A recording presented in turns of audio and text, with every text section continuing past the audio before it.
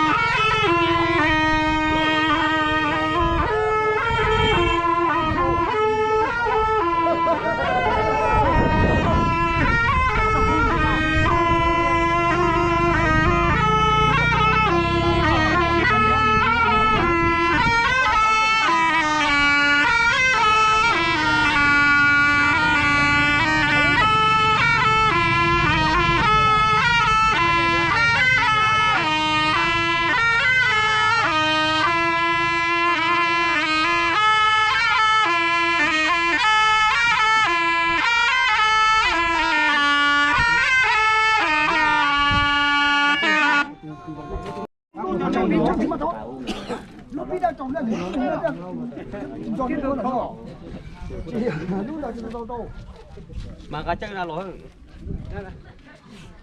nếu lót thủ nó tàn thì tì non ta我等那我就等了，要出去搞这个，他得得等。家哪去找我找他，我找他不嘞，好几元，好几种多。nó lấy thóc cỏ đấy lấy cho tôi hả? Chúng ta còn đi kia cả bây giờ. Cậu cho là số. chơi đúng rồi cho chơi mù mà hay đi bảo nó tập trung nó những gì tập trung là như nào thế gì cũng còn là chỉ tham ăn rồi cũng hỏi phải hiểu nhá không quá cảm ơn đâu rồi món bia đó mà nấu tất nhiên là phải thêm tiền có thêm giờ đấy nó phải thêm giờ nó phải có đấy chứ không sai được đâu không tao mà cái gì mà nó phải hậu giờ lúc nào ra nhưng mà nó tay ngủ nè lúc đó thì không nói sao kia rồi có tiền có bóc bóc sao là nó chấp nhận là nó bị ý là mấy Ồ, này tóm mấy này rồi.搞下个那种人，人家这个我老对我有多钱嘛，我得老再查起来，你得你啥的，我做这来， Mình. 我点我就落，你是，我要落cái này，再倒点cái này，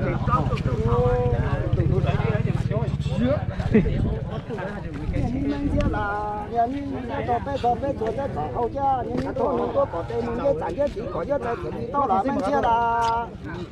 nhà như có ta đang luôn đường thì đang luôn đà nó đây có số hộ đây còn cho nó đang ra cái hộ đang ra nó đây luôn mà hộ đang luôn thôi nó đã số tính hộ đang xuân qua nó chỉ tao chỗ đó có bác hộ chỉ tao chỗ đó có lấy cha cho bệnh trong ra một cũng nhà như giờ chỉ có chỉ đó nó hộ cha nhưng một nhà đó tôi đó thì tụi cho mà đây là người ta cho lái thử tháng đầu tiên.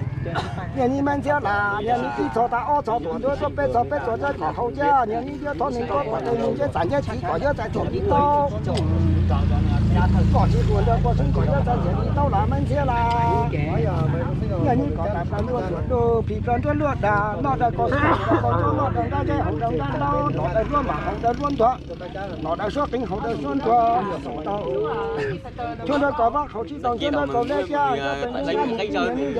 Cắt cuốn đấy cho mà nhà như mình sẽ là nhà như cho ta ô cho tụi bé cho có hậu cha nhà như thôi mình có bảo mình cái cái có cho thằng trong một sai bảo sai có cho thằng đâu là mình sẽ là Xe nó cứ tỏ là do lòng bộ. nhà như có chỉ con đó có sinh có cái gì đó mình sẽ là nhà như mình sẽ là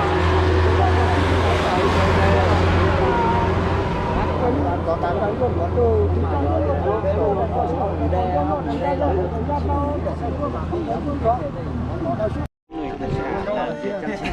chưa Bất kể là cái đầu tiên như thế nào ạ Nếu mà ông thấy khá là tình cảm thì người ta mới thích.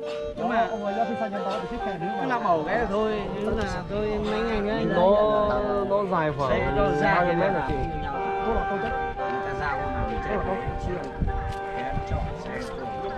đâu cũng là chắc thì Không thì trong tuần nó bảo cho chủ tịch xong là bảo xe cho chúng nó đi chở lên.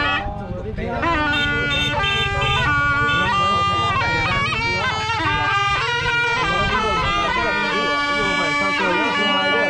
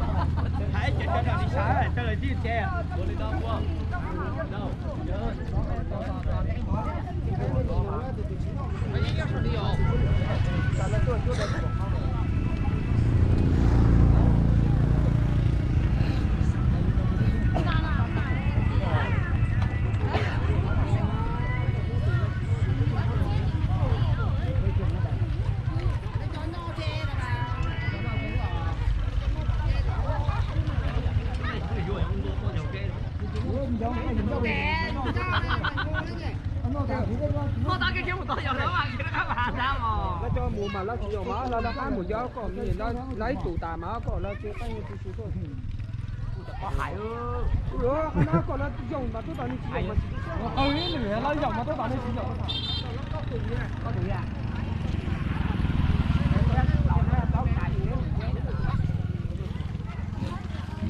Chỉ có tụi nó có nguồn đâu đấy rồi thì nó là chứ. Tỏi là chỉ nó tôi bé mùa cho bé chạy chứ gì ạ.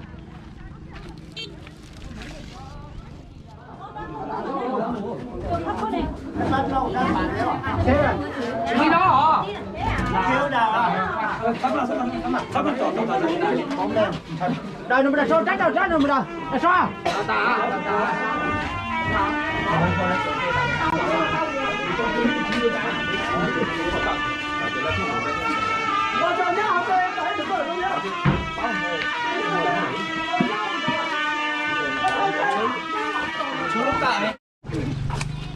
Vào đó.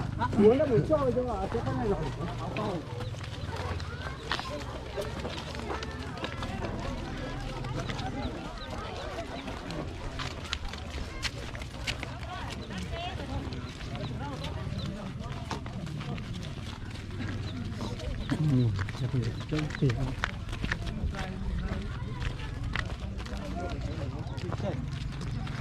Nói cái này tôi xanh ấy.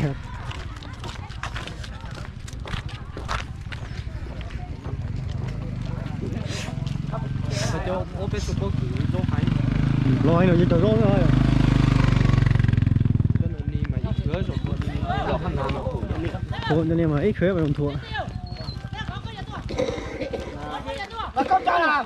cho nên là một lấy con. Nếu mà thích cầu, ông ấy câu trả thôi. Chỉ mới chờ thế.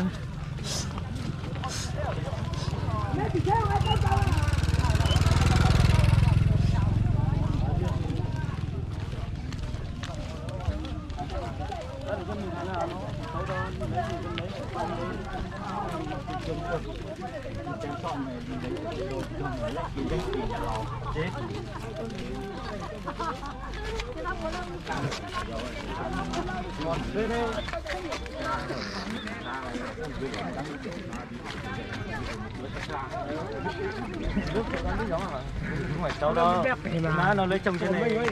Ôi vậy hả?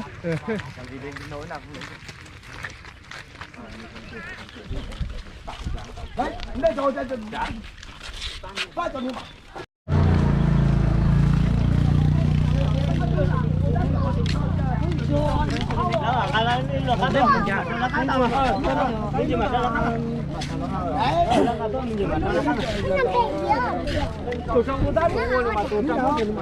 Nó không thiệt mà nó chỉ không hông mà nó không hông nó cho hông mà nó sẽ chỉ có Đây đi chơi lôi bây giờ thì nó tụi mẹ phụ thì nó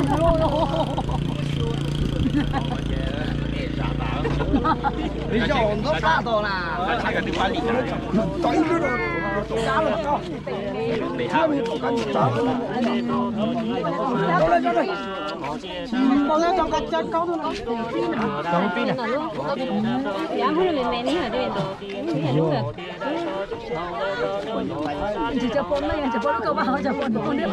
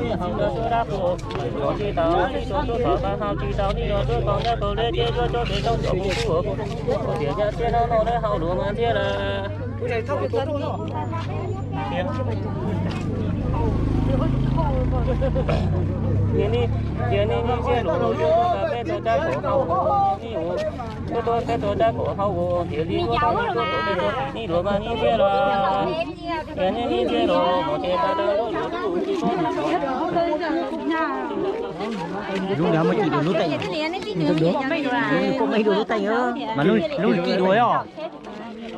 Lúc chỉ được lúc tay à? Lúc tay nhiều chú liền.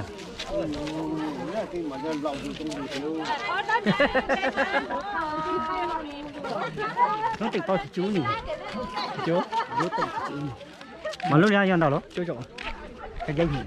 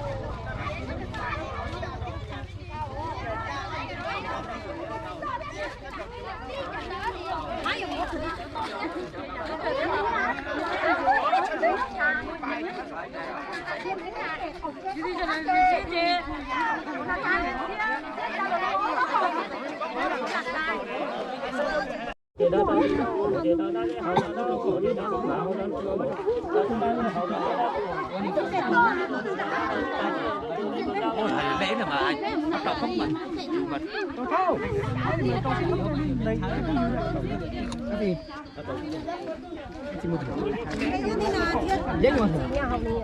Mai mà thừa chứ. Mai mà thừa.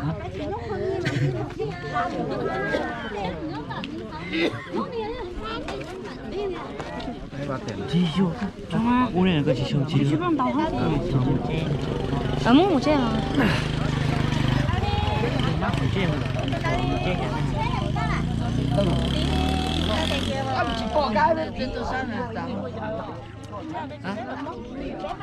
Chỉ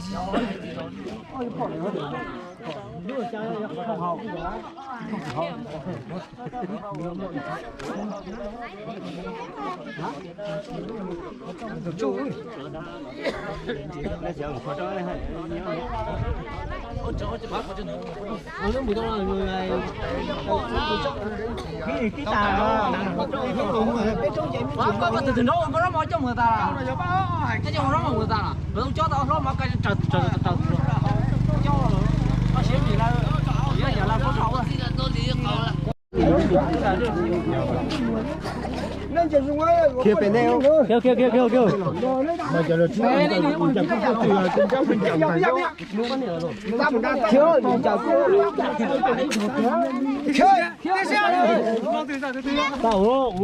ôi giờ thế này rồi giờ mua thế này rồi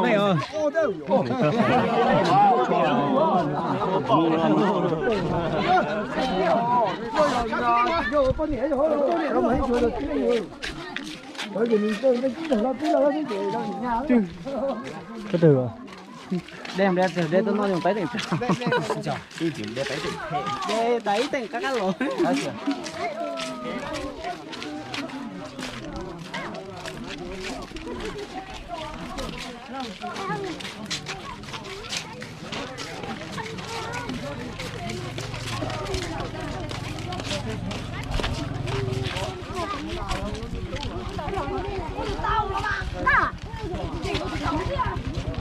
哎呦，过来，给他弄倒了。